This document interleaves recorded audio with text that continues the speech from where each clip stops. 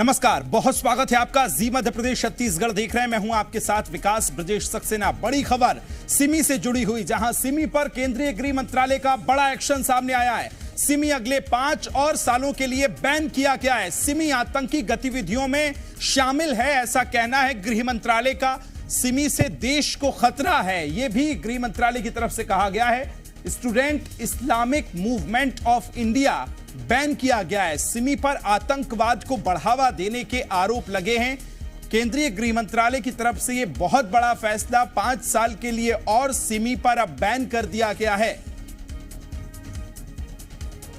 आतंकी गतिविधियों में शामिल होने के आरोप भी लगे हैं। सिमी से देश को खतरा है, यह हवाला देते हुए 5 साल के लिए और प्रतिबंध सिमी पर लगा दिया गया है।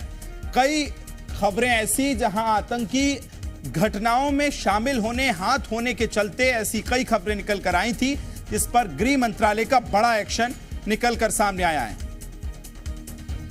खबर को विस्तार देंगे सहयोगी प्रमोद शर्मा भोपाल से मेरे साथ जुड़ गए। प्रमोद, बहुत बड़ा फैसला, 5 साल के लिए सिमी पर और रोक लगा दी गई है।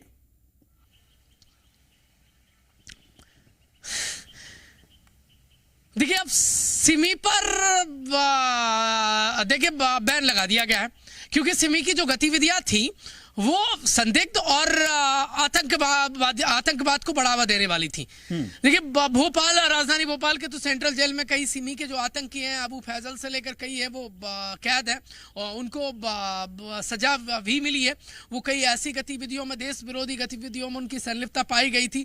और देखिए, मध्य प्रदेश की राजधानी में एक बार आपको याद होगा कि सिमी के आतंकियों ने जेल ब्रेक भी कर दिया था। तो कुल मिलाकर ये जो केंद्र का फैसला है वो एक मायने में बहुत महत्वपूर्ण माना जा रहा है, क्योंकि देश भर में सिमी ने कई ठिकाने खोल दिए थे एक समय, और सिमी एक्टिव हो गया था। बड़े पैमाने पर लोग जो युवा हैं उनका माइंड वॉश किया जा रहा था और आतंकवादी गतिविधियों में वो पकड़ा गया था। लिहाजा अब इंटेलिजेंस, आईबी और अलग अलग रिपोर्ट्स के आधार पर सिमी को प्रतिबंधित करने का फैसला लिया गया है। मध्य प्रदेश में भी कई और जो सिमी के जो आतंकी हैं वो कनेक्टेड तो नहीं है, उसको लेकर भी अब एमपी की जो इंटेलिजेंस है वो अलर्ट हो गई है। कुल मिलाकर मध्य प्रदेश समेत अन्य कई राज्यों में सिमी की संदिग्ध एक्टिविटियां मिली थी। कई ऐसे घटनाक्रम थे जिनमें सिमी के आतंकियों का हाथ था। तो अब कुल मिलाकर ये केंद्रीय गृह मंत्रालय का ये फैसला बेहद इंपॉर्टेंट माना जा रहा है, क्योंकि कई और ऐसे संगठन हैं जिनको पहले ही बैन कर दिया गया है। अब ये जो एक्सटेंशन दिया गया है, किसके लिए? सिमी की एंडिंग के लिए।